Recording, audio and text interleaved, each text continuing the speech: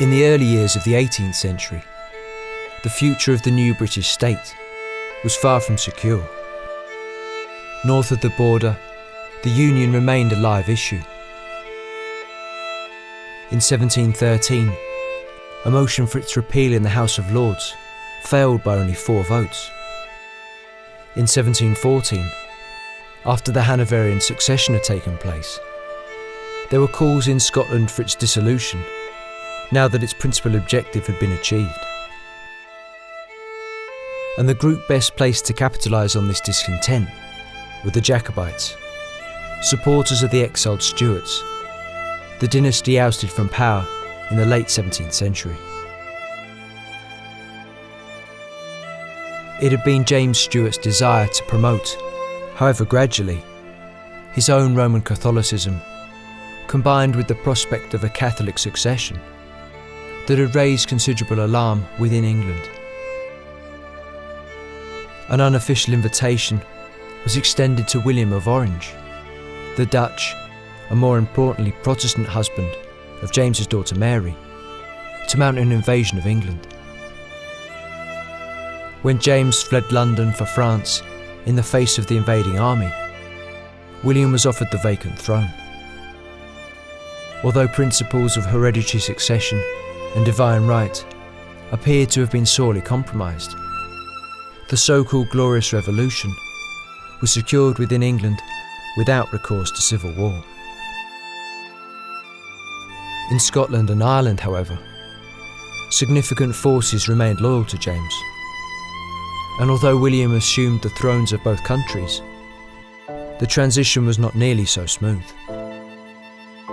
Jacobite armies were raised and had to be defeated in both kingdoms, and residual support for the Stuart cause persisted through into the 18th century.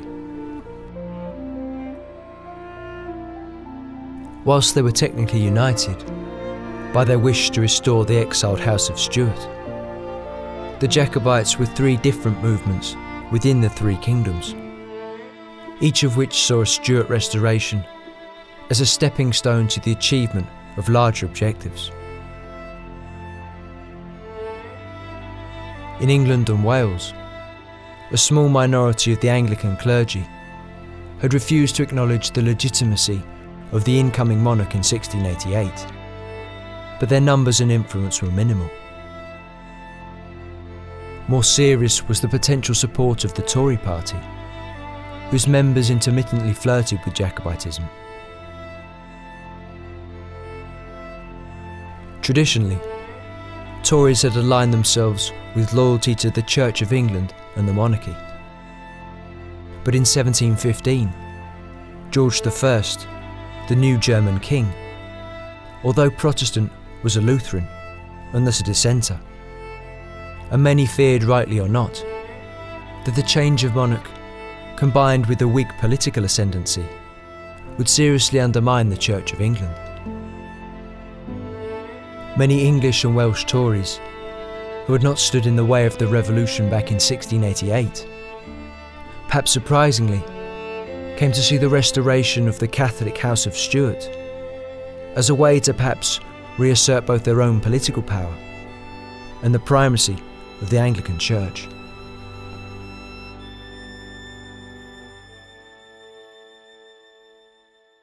Whilst the small Roman Catholic community in England and Wales merely hoped for the return of a sympathetic monarch to protect them from their overzealous Protestant neighbours, Catholic Jacobites in Ireland sought the restoration of the Catholic Church, the return of confiscated land, and the breaking of English control over the Irish Parliament. Ireland should, in fact, have been a major source of Stuart strength. Yet the defeat of its Jacobite army at the end of the 17th century, and the consequences that followed from it, were to effectively mark the end rather than the beginning of organised Irish support. Although primarily Protestant, Scotland was a nation often bitterly divided along religious lines. The Scottish version of the Glorious Revolution had seen the re-establishment of the Presbyterian Church at the expense of the Episcopalian, the reward for its support of William III. Despite their Protestantism, many Episcopalians remained loyal to the exiled monarch and were to form the core support for the Stuart cause in Scotland. This seemingly straightforward sectarian divide was, however, further complicated by the political union with England. Almost as soon as it was passed, the Jacobites promised its repeal. This identification of the Stuarts with the cause of independence won over a minority of Presbyterians who were more hostile to the Union than they were to their Episcopalian rivals and the Catholicism of the exiled dynasty. But Jacobitism was also able to mobilise wider discontent with life under the Hanoverians. Those who opposed agricultural enclosure, for example, or objected to the new taxes being imposed by the state, looked to the Stuarts as defenders of customary rights. Forms of criminality like smuggling, an activity often associated with Jacobite sympathisers, could be justified as an act of resistance to duties imposed by an illegitimate king. It's important to realise that if you were unhappy with what Britain was becoming in the 18th century, one colleague described it as a grubby political machine. But it was a grubby political machine that was generating great mercantile and commercial wealth. And that divided the public, for lack of a better term, which included quite a large proportion of the population who may not be, the greater percentage of the population might not have been politically sophisticated, but they were increasingly becoming engaged in this issue of whether the development of a British political and economic state was good or bad. There were always those who were against it, and the Jacobite dynasty was the only alternative available to them. That was the only place to go. The secondary aims of the different factions within the movement were clearly not compatible. English and Welsh Tories had no desire to relinquish control over Ireland or Scotland. Neither they nor the Scots wanted to see a Catholic state in Ireland. In addition, English Tories were contemptuous of the Scots, whom they regarded as importunate beggars, and the Scottish Jacobites were the heirs to the final tradition of Anglophobia.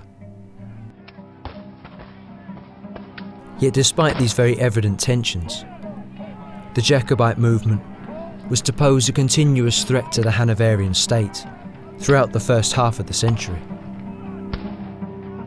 Between 1688 and the 1750s, the Jacobites were constantly plotting to overthrow the post-revolution regime. As well as the two civil wars fought in Ireland and Scotland, there were at least two occasions in the 1690s when invasion of England was attempted in alliance with the French. There was an attempt to invade Scotland in 1708, further risings in 1715 and 1719, and another in 1745. And between these events, there was an ongoing drumbeat of conspiracy, an attempted alliance with European great powers. The Rising of 1745 was the last serious attempt to return a Stuart monarch to power in the British Isles. Jacobite forces had seized Edinburgh and then crossed the border into England, making it as far south as Derby. But after the English support promised by Charles Edward had failed to materialise, his Scottish officers, fearing isolation in a hostile country, demanded a retreat, and the Jacobite army was finally defeated by government forces at Culloden in 1746. The Jacobites did take control of a very large area, possibly most of Scotland, for a brief period in the autumn of 1745. It never even came close, however, to doing so in England. And there you see the disparity in strength between the proportion of the Scottish population that were willing to either acquiesce in or support a Jacobite restoration in Scotland as compared with that proportion that were willing to support a Jacobite restoration in England. The defeat of the Jacobites in 1746 is often taken to be the point that marks the effective end of the movement as a serious political alternative. The British government and its forces took decisive steps to remove the threat once and for all. In the months that followed the defeat at Culloden, the Scottish Highlands, a stronghold of Stuart support, were to witness the deliberate use of military terror in an attempt to intimidate and punish the local population.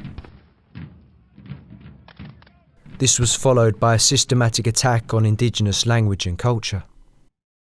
Parliament passed the notorious laws banning the wearing of Highland dress, the use of certain surnames, and the playing of the pipes. This was reinforced by the intensified educational offensive of the Scottish Society for the Propagation of Christian Knowledge. The aim was to transform the culture of the Highlands by undermining the traditional clan structure, by disseminating English language and manners, and by instilling in the natives the value of industry, morality, and the true religion. This transformation was not to be achieved by force alone. Basic industries like tanning, whaling and papermaking were subsidised, albeit with money from confiscated Jacobite estates. And schools were set up to teach the mechanics of linen production.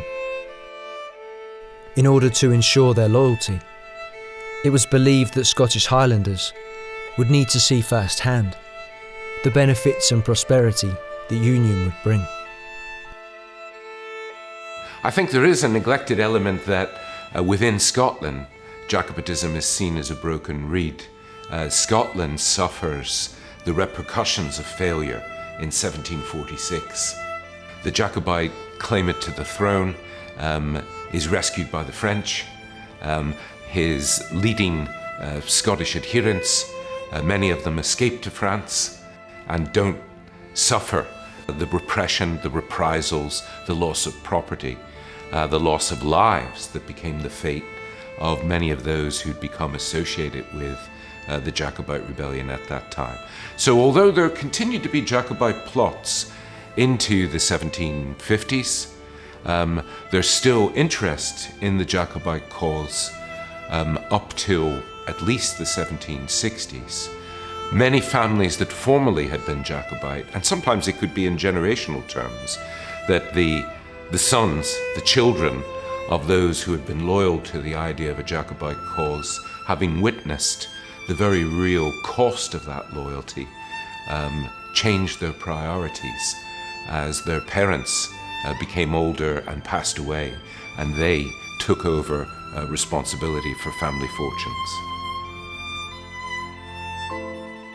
By the end of the 7 Years' War in 1763, even Scotland's most rebellious elements appeared to have been successfully integrated into the British state. For the first time ever, the British Army had been able to recruit men on a massive scale from the Scottish Highlands. Those clans that had taken up arms against the Union in 1715 and 1745 had been wooed to the British cause by way of favours and promotions for their former chieftains. For nearly 70 years, Jacobitism had been the mortal enemy of the prevailing political order in the British Isles. Yet the new British state survived its severest internal threat and emerged from this period strengthened and empowered. As much as Jacobitism gave the opponents of the established order a common cause to rally round, It also gave the supporters of the status quo a defining other. The preservation of the Hanoverian state became a genuinely British interest. English, Scots, Welsh and Irish all fought to defend the established Whig order against the enemy within. Many came to see the status quo as the only way to preserve their way of life and property, as well as their religious beliefs. But just as Jacobitism was a complicated phenomenon with many strands, so too was an emerging British patriotism.